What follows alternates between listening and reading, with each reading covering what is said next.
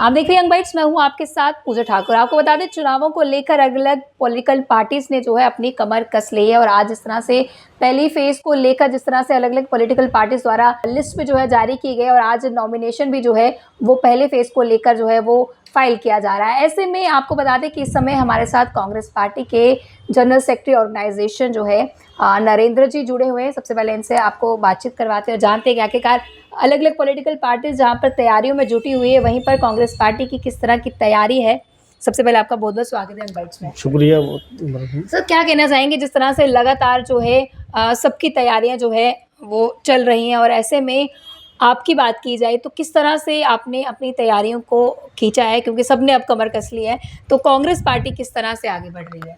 पहले तो मैं आपके सभी दर्शकों को नमस्कार करता हूं और आपको ये बताना चाहता हूं कि अभी आपको पता थोड़ी देर पहले ही जो है लोकसभा की इलेक्शन हुई है। बिल्कुल।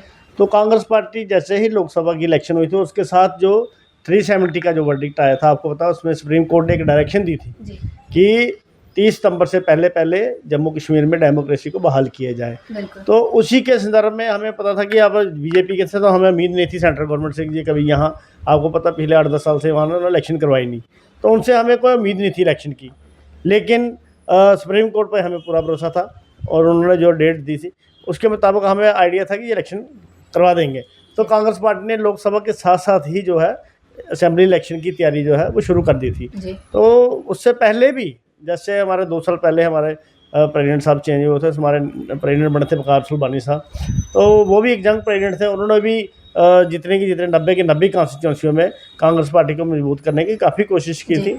तो उसी के दौरान ये तो एक रूटीन पॉलिटिकल पार्टियों का रूटीन प्रोसेस है। जी। तो कोई कांग्रेस पार्टी की बात की जाए तो उन्होंने आपको भी जैसे चुना है, आपका भी नाम है कि आप जो है लोगों के लिए काम करें, तो लोगों के बीच में आपका जाना जो है लगातार जारी है।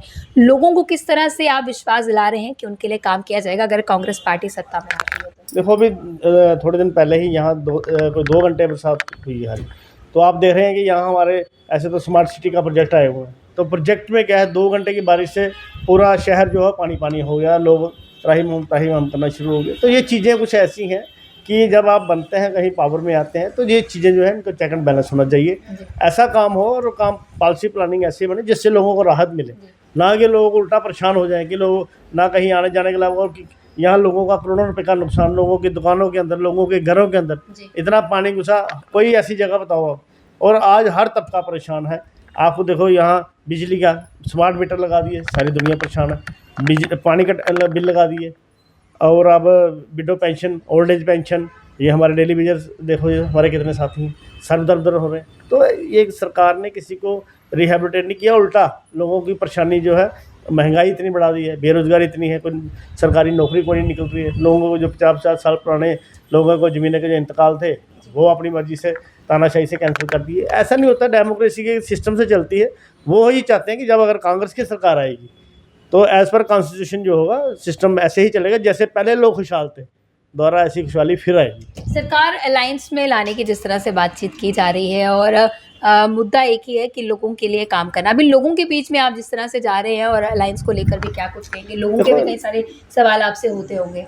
अब जैसे आप जानते हैं कि राहुल जी ने एक कन्याकुमारी से लेकर कश्मीर तक पैदल यात्रा की है। उस यात्रा में आपको लोगों में उन्होंने एक मोहब्बत की दुकान पूरे हिंदुस्तान में खोलने की कोशिश की, और उससे क्या हुआ कि लोगों के दिलों में जो कांग्रेस पार्टी के प्रति प्यार जो जागा है, आप देखो आज कांग्रेस पार्टी का जो ग्राफ है डे बाई डे जो है वो डबल होता जा रहा है। तो ये एक जो है कि आप इस तरीके से भी इसको देख सकते हैं कि जब आप जो सरकार थी जिसको लोगों ने 2 बार मौका दिया, अब तीसरी बार भी उसको मौका दिया, तो आप लोगों ने उसका जो काम काज देखा, लोगों को पता चल गया कि ये खाली जुमलेबाजी करते हैं, ये कुछ हकीकत में कुछ काम काज करने वाले हैं नहीं, हर में झूठे वादे करते हैं। तो जो झूठे वादे आपको तो ज़्यादा देर चलते नहीं है। आप लोगों को धर्म की फीम चटा के ना ज़्यादा देर आप उसको, सरकार कोई भी क्यों ना हो, हमेशा ऐसा देखा जाता है कि कई सारे ऐसे लोग होते हैं वो नाखुश नजर आते हैं। कोई भी पार्टी क्यों ना आ जाए, वो मतलब कि उसमें भी कमियां खामी रहती है, रूलिंग हो उसमें भी कमियां खामी रहती है। ये ऐसी चीज़ें क्यों नज़र आती हैं? जब भी पहले तो बोला जाता है कि ये काम होगा, ये काम होगा, चाहे वो किसी भी पॉलिटिकल पार्टीज़ की बात की जाए जो अभी रूलिंग में है, उनकी भी बात की जाए या किसी की भी बात की जाए, तो नाखुश क्यों वो नज़र आते हैं? कहाँ पर कमियाँ खामियाँ रह जाती हैं? हर में ऐसी बात है कि जैसे आप समझते हैं कि कोई सरकार भी हो, देखो राजा कौन सा अच्छा होता है, जिसकी प्रजा सुखी हो। जी। सारे तो चलो कुछ नहीं कह, आप कहते हो 10% दुखी होंगे जी, 90% सुखी होंगे। ये ऐसा राजा है जिसका सुखी कोई नहीं है, 10% भी सुखी नहीं, 90% दुखी है। तो ये यहाँ से पता चल सकता है जो अपने ग्राउंड रियलिटी है ना। जैसे मैं किनार रोड शॉपकीपर एसोसिएशन का भी मैं प्रेसिडेंट हूँ, तो यहाँ से अब मैक्सिमम हमारे मोर देन 50% जो शॉपकीपर्स हैं वो डिफ़ॉल्टर हो चुके हैं, बिजनेस ठप हो गया। जब से इन्होंने दरबार मूव किया ना, पूरा जम्मू का बेड़ा गर्क हो गया। आपको पता है पहले हम जो ट्रेन थी उसका फाइनल लास्ट स्टेशन कहाँ था? जम्मू में। अब चला गया उधमपुर में, अब आगे बनाल, अब श्रीनगर जा रहा है। तो जम्मू को ऐसे छोटा सा गांव की तरह बन के रह जाएगा। तो डेवलपमेंट नहीं, वो डेवलपमेंट नहीं है। डेवलपमेंट, हम उसके डेवलपमेंट के खिलाफ नहीं है, डेवलपमेंट करें, लेकिन जो दरबार मूव का एक प्रथा थी हमारा कल्चर था अपना, आज आप ये सब चीज़ें छोड़ दो, बाकी चीज़ें भी हम फिर भी कंप्रोमाइज़ कर सकते हैं, लेकिन अपनी आइडेंटिटी के साथ हम कभी कंप्रोमाइज़ नहीं करेंगे। आज जम्मू कश्मीर के लोगों की आइडेंटिटी जो है वो खतरे में है। जैसे अभी आप देखो सबसे बड़ा इशू जो है जिसके ऊपर आपने क्वेश्चन नहीं किया, स्टेटहुड का। हमें स्टेटहुड, जैसे इन्होंने पार्लियामेंट में ऑन रिकॉर्ड वायदा किया था कि जब भी हम आएंगे स्टेटहुड वापस करेंगे और इलेक्शन करवाएंगे। वो तो बात वो भी करते हैं कि स्टेटहुड की वापसी जो है वो जरूर होगी, तो लेकिन कब होगी उसका अभी तक यही तो है ना इनके दिमाग में जो बनी हुई है साजिशें, यही तो है। और क्या होती है? जब आपने कहा था पार्लियामेंट में ऑन रिकॉर्ड आपने वायदा किया था कि जब भी वहाँ नॉर्मलसी होगी, अगर इलेक्शन हो रही है तो स्टेटहुड वापसी क्यों नहीं? दोनों इकट्ठे दे देते। अभी भी टाइम है, अभी भी 18 तारीख को पोलिंग होनी, उससे पहले देना। अभी आपको पता पीछे SKICC में इलेक्शन कमिश्नर ऑफ इंडिया जी आए थे, वहाँ सभी पॉलिटिकल पार्टियों ने एकजुट हो गए, सिर्फ बीजेपी के अलावा सभी ने एकजुट होकर ये एक बात कही थी कि हमें एक तो यहाँ से जल्दी इलेक्शन हो, दूसरा स्टेटहुड हमें जो है वापस दिया जाए।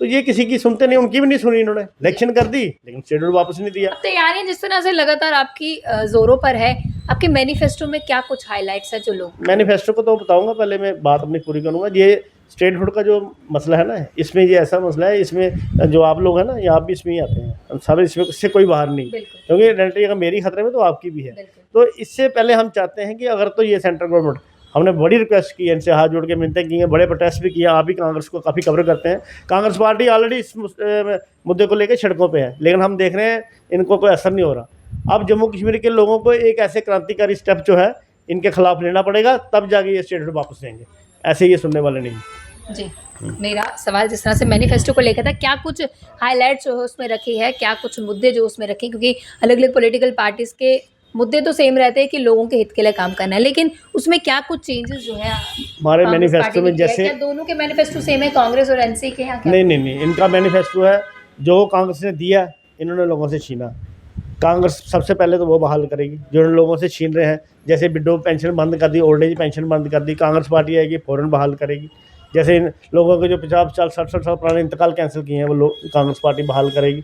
और जो अभी आपको पता है ये सरकारी नौकरियों में इतने पद खाली पड़े हैं, ये निकालते नहीं, अगर निकालते हैं तो पेपर लीक कर देते हैं। ये तो पूरा हिंदुस्तान में आपके मीडिया में ही हाहाकार मचा हुआ है। तो ये इनकी सब इंस्पेक्टर का पेपर निकला था, कितने हज़ारों के हिसाब से बच्चे हमारे जो है वो लगने थे, आज इनको 3-3 साल हो गया, कोई नहीं लगा। तो आपकी पार्टी किस तरह से आगे बढ़ रही है? क्या मैनिफेस्टो में क्या कुछ रखा है? ये सब कुछ है जो आप बोल रहे हैं ना, रोजगार का जो है, ये सारे कमिटमेंट्स जो है, ये जैसे बिजली का है, पानी का है, सारे कमिटमेंट जो है उसमें मैनिफेस्टो सारी दी जाएंगी उसमें। तो क्या एक मैसेज आपकी तरफ से रहने वाला तमाम व्यूअर्स जितने भी देख रहे हैं, आप जिस तरह से इलेक्शंस की तैयारियां पूरी तरह से जुट गई हैं, नॉमिनेशन भी जिस तरह से आज से शुरू हो चुका है, तो लोगों से क्या कुछ आपकी अपील है और क्या कुछ आप कहना चाहेंगे? नहीं, लोगों से यही अपील करूँगा कि आपने जो पार्टी सत्ता में है उसको आपने अच्छे से आजमा लिया है, ठीक है। तो अगर आप अभी भी आप लोगों को समझ नहीं आई, जो महंगाई देख रहे हो, अब जो बेरोजगारी देख रहे हो, उसके बाद भी आप अगर ऐसे लोगों को चुनोगे तो फिर आपका ऊपर वाला ही मालिक है। जी, बहुत बहुत धन्यवाद हमारे साथ जुड़ने के लिए।